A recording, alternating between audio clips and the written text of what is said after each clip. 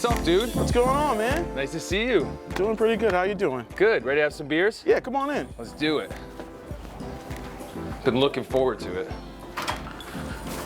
Thanks, man. Be careful there. Cool. What are we working with? We got the GOAT, Liquid Legend. We brew it here at Lock City in Stamford, Connecticut. Nice. So tell me how you got into brewing, first of all, because we just met not too long ago, and I know you've been brewing for quite some time. Yeah, so we got our start. We were home brewers, and to keep the story short, because it's a pretty long story, we're from Stamford, and our friends used to drink our beer pretty consistently. We used to home brew. Probably every other week we were brewing. We were getting better and better. And then our friends were like, hey man, your beer's pretty good. When your friends tell you that, you don't really listen. Yeah. You know, my mom and dad said it was good. I was like, whatever, mom and dad. Yeah. You know? And one time I was supposed to meet my buddy at a local bar called Brick House downtown. And he didn't show. He got in a fight with his girlfriend, didn't show. So I have this assorted pack of our beers. We were doing it pretty consistently. So my buddy didn't show, and the owner of Brick House, I left him 4 of those beers. And 2 weeks later I come back, and I was like, hey, did you get to try our beer? And he goes, holy crap, that was you? And I was like, yeah. He's like, listen, you guys aren't registered, but you can bring your beer here anytime. And that's where we kind of got started, where we'd actually bring home brew every Monday, because we were like, what day will people want to drink? It was Monday. Yeah. And from there, we just kept making beer and beer. It got so popular, and it went from like 20 people to 150 people. We were kicking the keg every time though. That somebody down the street, or sorry, somebody in Harbor Point, Sign of the Whale called me. So whatever you're doing at Brick House, can you do it over here? Wow. That's a big venue too. It's a big venue. Yeah. So we did that event, and I think we brought like 6 logs of 3 different beers, so 2 each. Mm-hmm. And it kicked. I think they gave us 3 hours. It kicked in 2 hours. Some guy walked up to me and my buddy that do this, and he goes, how do I invest? We look at each other, and we're like, invest in what? Yeah, yeah. And that was the start. Wow. I think within a month or two, we raised something like 50 grand. Good for you, man. And we haven't looked back. That's awesome, dude. So let's fast forward now, or maybe go back when you heard about the program.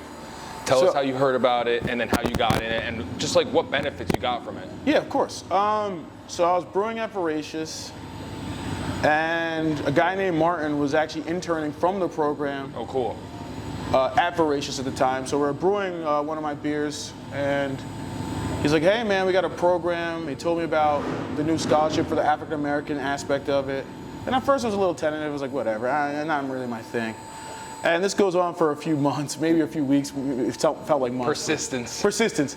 So everybody convinced in Veracious that everybody's like, I gotta apply. So finally, Mark, who owns Veracious, was like, you gotta apply. So I applied, and they loved me.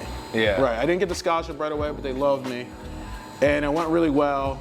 And then fast forward, I think like a month later, I did an interview for the scholarship, and they told me I got it. It was a pretty cool feeling. Yeah. And the rest is history. I mean, what I got from the program, because I was already brewing, was the people I met. Like Jamal, I didn't know Jamal before, man. I've heard about him and stuff like that, but like, Rob that owns New England Brewing, I didn't know these guys personally. Greg, who's the head of, So I met a lot of great people that I wouldn't have an opportunity to meet. Maybe I would have met them later on, but I met them all in one swoop. Yeah. They knew who I was, so it was really cool. Yeah, dude. And that's probably the best benefit. It really helped me network a lot, and I think the future's pretty bright for us. So we'll see where it takes us. And quick question too, like for someone who didn't have as much experience as you do, because like clearly you had a lot of experience brewing. Right. Like you didn't need the brewing aspect of the program, but would you say that if someone wasn't at all into brewing at all before, would they learn how to brew via the program and come out like ready to go into the workforce as an intern and start brewing? That's a great question. I think first and foremost, you can always learn. Like, there's never a time where you're like, you mastered everything. Yeah. It's really cool when you see a veteran. I brew at multiple locations. Everybody brews differently. It might be the same exact system, but they say in brewing, if you give somebody 6 different brewers the same recipe, you get 6 different beers. Yeah. That's true. So I wouldn't want to say I didn't learn anything. I want to say what's important is if somebody's interested in this program, definitely. If you're not brewing consistently and you want to learn, this definitely will get you in the right place. It is a lot of hard work. Yeah. It is a lot of dedication. There's no debate about that. But if you're really serious about this industry, it's an awesome program.